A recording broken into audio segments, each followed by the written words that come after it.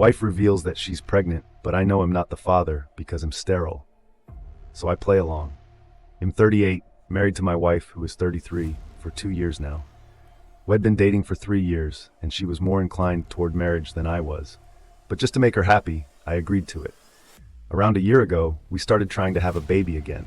That was at my wife's insistence. We struggled a lot during the period that we were trying to conceive, though, when things got so bad for my mental health that I decided to go get myself tested. My wife had become mean during the time that we were struggling to conceive, and I tried to deal with her behavior, but it was just too much to bear. So a few days after the test, I was told by the doctors that I was sterile. To be honest, that pretty much broke my heart. Even though having a baby wasn't my idea, I'd started envisioning my life as a father already, and I really wanted to be one. So to learn that I'd never be able to be a dad was the most devastating news to me at the time, but the worst was yet to come. I've been trying to work up the courage to tell my wife that I was the reason that we weren't able to conceive, but I was afraid of how she'd react. She'd already been so mean to me that I couldn't imagine her reaction when she'd find out that what she wanted was probably never going to happen with me. So I waited for a few days after I knew the results of my test to tell my wife, but she's the one who ended up giving me a surprise. 4 days after I knew that I was sterile, she sat me down and told me that she had some really important news to share with me. I was extremely scared because I thought that she'd somehow found out about my sterility. But no, she wanted to tell me that she was finally pregnant. I was shocked to my very core at what she was saying, but thankfully, she was blissfully unaware of my true feelings and began to celebrate. Almost immediately, I tried to join in on her happiness so that she wouldn't doubt me or whatever. But the very next day, I got tested again, just to confirm that I was really and truly sterile. And once again, I received the same results. I was at a loss because if I wasn't the father, then my wife was most certainly cheating on me. The medical procedures that she needed to conceive artificially were expensive, and since I was the only earning member between the two of us, she couldn't have gotten anything done without asking me for that sort of money first. So she was obviously cheating. The thought itself was so weird and horrible that I didn't do anything about it for the next few days while my wife planned a full-fledged party to announce her pregnancy. She seemed really happy, and I was equally shattered, but I couldn't let it show on my face because I needed to get to the bottom of this whole situation. I didn't even tell my own family about what was happening and kept it all under wraps because this was way too uncomfortable and personal to be shared with anyone. I couldn't even tell my wife what I thought because, firstly, way too much time had passed, and secondly, I wanted to know who exactly the father of her child was. Because if I did confront her, then maybe she'd just leave, and I'd never know. Luckily, I found out on the day of the party itself. A lot of people attended, including our families, our friends, and a few of my coworkers. She also invited one of our neighbors who lived right across the street from us. Our neighbor, who is 27, is a young man and is definitely a lot better looking than me. No doubt, not just me, but he's probably better looking than most people since he's a model. But he's still trying to make a name for himself in the modeling world. He moved in with his aunt, who owns the house he lives in, so that he's closer to the city since his own family lives really far away. My wife has always had a soft corner for this guy and would cook for him and his aunt. When Head moved in initially, Head even come over to our house for dinner a few times, and we've chatted about his work. He's well-spoken and well-read as well, and he's also a literature major like my wife. So they have a lot in common and hit it off instantly. The first time they met, I never had anything against the guy since he seemed sweet enough, and I trusted my wife too. But when he entered the house on the day of our party and my wife's eyes lit up, I could sense that something had changed. She made a beeline for him as soon as he walked in, and they hugged each other for longer than she'd hugged any of the other guests. Nobody else seemed to notice this, but I did, and I could tell that they fought. Whenever I'd ask her what she was doing, she'd turn the screen away from me and tell me that she was working on her novel that had been going on for months. I respected her privacy because I'd actually thought that she was working on a novel. Now the situation had changed, and I was pretty sure that there was no novel, and it was just an excuse to hide the contents of her laptop from me. Thankfully, there was no password or anything. I had easy access. After some digging, I was able to find another email account in addition to a real one. I switched to that one and went through the emails that had been sent and received. They were full of confessions of love from my wife and also the other guy, our neighbor. I recognized the email address since he was using his real name. In the more recent emails, she was telling him that she was pregnant. He didn't take it kindly and was upset about it, so the emails stopped for a while, presumably because he wanted to end things. But my wife wasn't going to let him go. Eventually, I got the worst email of them all, where she was telling him that she'd spoken to a friend of hers who is a lawyer and she'd help her file for divorce after the baby is born.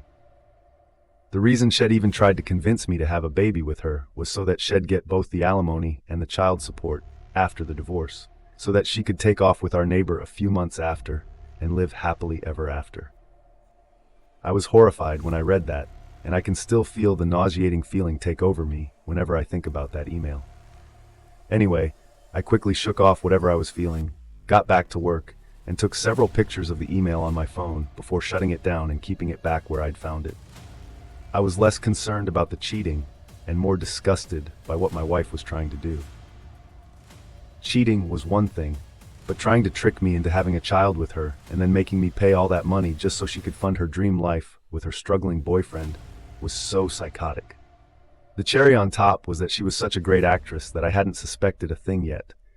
Her happiness was almost disturbing, but I was so angry about all of this that I decided to go the extra mile and take my revenge.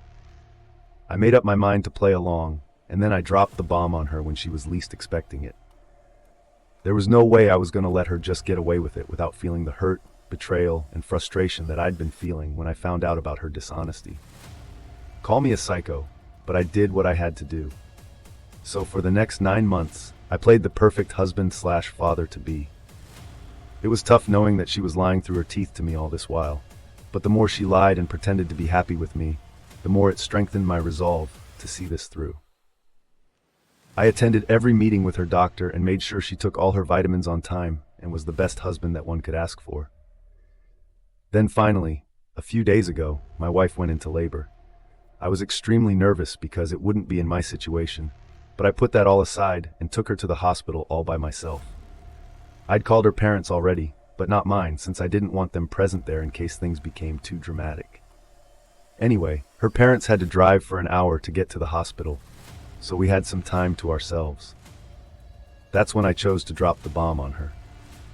Once she was safely inside the room, I told her that I was going to go out and call our neighbor so he could be here for her. She looked taken aback and stuttered a bit while saying that there was no need for that, and she didn't want a stranger in the room while giving birth. I smiled back at her and showed her the results of my fertility test along with the divorce papers, since I'd filed for divorce just a few days before her due date, which I made sure to carry with me on that day. She went through all of it, still looking confused. So I explained to her that I wouldn't be able to impregnate her, even if I'd wanted to, so the baby wasn't mine. Then I told her about the emails that I'd found on her super secret account. At that moment, she finally realized what was going on. The look on her face was priceless as I walked out, and she struggled to come up with words. I thought I'd need to stay in the hospital myself too, because that's how fast my heart was beating when I finally walked out and called our neighbor to inform him that my wife was in labor. I didn't even wait for his response and hung up as fast as I could. Then I got into my car and waited for my wife's family to show up. As soon as I saw her dad's, I packed my bags already a few weeks ago and had them stashed in the boot of my car so that I had all that I needed with me and wasn't caught unprepared at any point. I spent the rest of the day watching television, drinking beer, and doing everything I possibly could to take my mind off of things. I went to sleep that night quite peacefully, knowing that I was finally done and dusted with this whole act. The next morning, I woke up and finally turned my phone on. Naturally, there were hundreds of texts from my wife and my neighbor, none of which I bothered to even open. But I did go through some texts that my parents and brother had sent me. I guess my wife had probably contacted them when she could, but couldn't reach me. So I decided to call my parents back and speak to them. I told them that I'd be coming back home in a while, and even told them to get my brother there if possible, so that I could explain the entire situation to them, because they did deserve an explanation for what was happening. I drove to my parents' house, and my brother was already there, all of them looking confused and kind of annoyed, which was natural, because to them, I just missed the birth of my own child. and it also made them miss the birth of their grandchild. But I sat them down and explained the whole story to them and told them my reasons for what I'd done. By the time I was done telling them, they were speechless. I was ready to be bombarded with questions and accusations, but nothing of the sort happened. All my dad said was that he hoped nothing worse would happen, and if the others had any other comments, they didn't say anything. So it was all chill on that front. That was a few days back. While my family hasn't said much, my wife has gone above and beyond to accuse me of ruining her experience of becoming a mother. For the first time, she's been trying to call me and text me ever since I left, but I haven't answered anything. Even my neighbor texted me a few hours ago, saying that my wife was really upset and that we should keep our differences aside for her sake and at least try to sort things out with her for once. I can't believe the audacity that these people have, still trying to talk to me and make it seem like this is some petty thing that I'm getting pissed about. He mentioned a couple of other things as well in his text, like how my wife had started to fall back in love with me during her pregnancy, which had been a shock for both of them as well. So, I should at least try to give our marriage a second chance. I called BS on it because if Shed started to fall for me again, then why was my neighbor still in the picture? I don't know why they think I'm that stupid. My wife is upset, but there's nothing I can do about it. Shed's mostly angry that I've known everything right from the beginning, but had chosen to be with her and put up with this whole act, and accused me of lying to her for staying with my wife throughout her pregnancy and misleading her, despite knowing that the baby wasn't mine and Shed been cheating on me with our neighbor. Update 1. It's been close to a week since the baby was born, and I've been staying in a hotel room. I haven't been over to see my wife yet, and neither do I plan on going either. She's still texting and calling me, but I don't know why, since I've made it pretty clear that I'm not interested in speaking to her or hearing her out. I haven't blocked her yet, but I have blocked my neighbor since he'd taken it upon himself to text me and remind me that my wife was still holding out hope and wanted me to get back to her. I'm 100% sure that the only reason he's still with her and trying to get me to forgive her is so that Shell at least gets something out of the divorce settlement and the alimony, since both of them are basically unemployed. My wife was a stay-at-home spouse, which I appreciated and respected, but she wasn't just staying at home and doing the chores. She was also cheating on me behind my back, and that was unforgivable. And before anyone attacks me, I'm not the one who suggested that she quit her job after marriage. In fact, I was quite supportive of her back when we were dating, and she used to work, but she's the one who said she wanted to quit and take care of our home instead. So, I didn't stand against it either, since it was her choice, and I earned well enough. Anyway, I'm pretty sure my lawyer will be able to get me out of paying alimony once we can prove that Shed been cheating, which I'm hoping is going to be easy. As for my neighbor, he's still struggling to find well-paying modeling gigs, so handling his own expenses, my wife's expenses, and a baby on top of that is going to be next to impossible for them, even with worth. I'm hoping she won't. But then again, given the utter lack of brains, she might as well, so I'm prepared for that as well. The pictures of the emails that had been exchanged on her secret email account are still safely saved on my phone and backed up on my laptop, so I'm not too worried. Even if she decides to delete her account, she cannot delete those images that I have, and I know we'll be good to go. Worst comes to worst, I'll even pay her the alimony, but at least I won't have to be with her. She should count herself lucky. I'm giving her time to vacate our house by herself and haven't forcefully evicted her since the house is registered under my name. I'm hoping for the best now, and maybe this will blow over soon enough. Update, I was right. My wife's an idiot and has decided to negotiate since she wasn't happy with the settlement that I'd offered, which was basically just the amount that Shed spent during the course of the marriage. Even that felt pretty generous to me. I don't even understand what miracle she thinks is going to happen, but whatever, good for her. She texted me yesterday saying that Shed vacated the house today, and I went back happily thinking that Shed probably moved in with her parents or something, but was super disappointed to learn that she just moved across the street into our neighbor's house. I'd still have to see her and her boyfriend's faces every single day. Now, I even considered going back to living in a hotel, but didn't, since this was my house, and I had every right to live wherever I wanted to. I wasn't going to pack up and go just because they were going to make me uncomfortable. I did wonder why my wife hadn't gone to live with her parents instead, since living with our neighbor was going to negatively impact the divorce case. She was just making the situation worse for herself. But I didn't have to think too hard, because while scrolling through all the unread messages that I'd received from multiple people so far, I also noticed one from my wife's father. I hadn't responded to several people who had texted me in the past few days, and his message had also gotten lost in it. It was a long text about how sorry he was regarding what his daughter had done, and told me that they were strongly against her actions. Her father was saying these things, so it meant a lot to me and validated my emotions so much that I could feel tears coming on. But I held back. Anyway, he apologized for my wife's behavior and told me that Head cut her off since she told him that she wanted to contest the divorce. So far, nothing that my wife was doing made any sense to me at all, since everything that she'd done was eventually going to backfire. Surely even someone like her had the good sense to realize that either she's just really stupid, or she still has some sick and twisted tricks up her sleeve. I'm hoping it's not the latter, but then I wouldn't put it past her. She is pretty much the worst. This living arrangement is definitely going to lead to some complications, and I'm sure they'll try to make me uncomfortable or jealous, but I'm determined not to let them get under my skin and provoke me, because they're definitely going to use that against me. All things considered, I'm still saving a fortune since I don't have to live in a hotel. So it's been a month since the negotiations for my divorce settlement began, and so far it's going pretty badly for my wife. I've been able to prove that she'd been cheating on me. Update 3.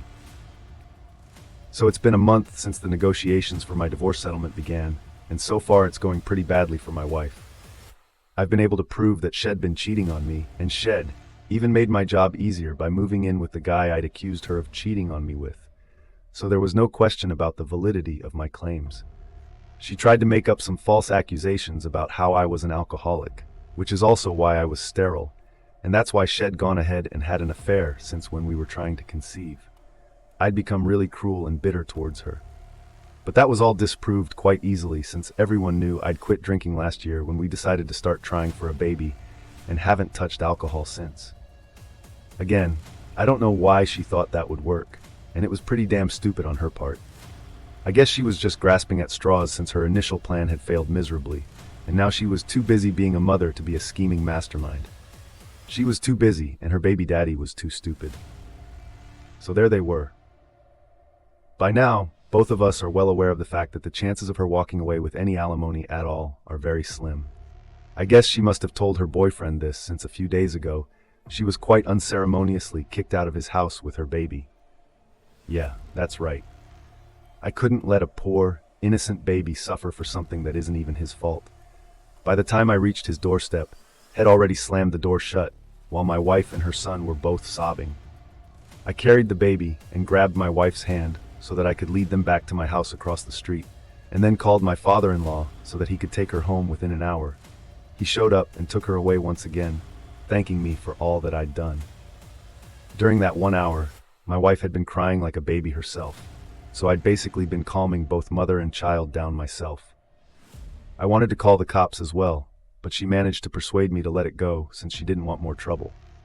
She was apologizing again and again for whatever had happened, and told me that she'd been so desperate to be with the one she loved that she lost all her self-respect and morals, and she was truly sorry about all of it. She told me she'll accept whatever happens and isn't going to negotiate anymore, so the divorce is finalized faster. I guess that's one good thing.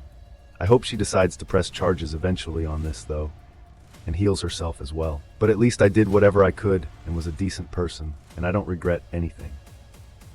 Thank you for watching.